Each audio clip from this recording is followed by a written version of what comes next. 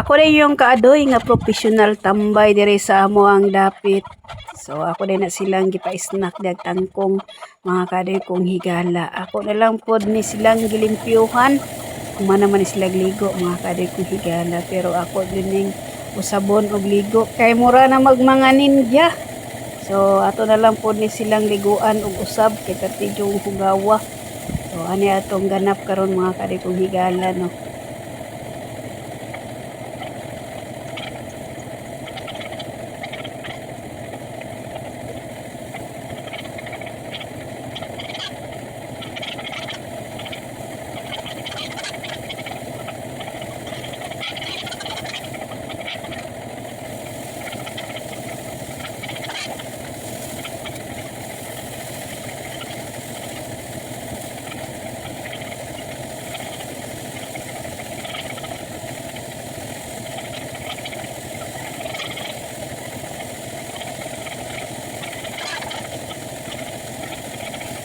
Kay humana man siya limpyo mga kadoy kong higala. Magbrush po dahil ko dire.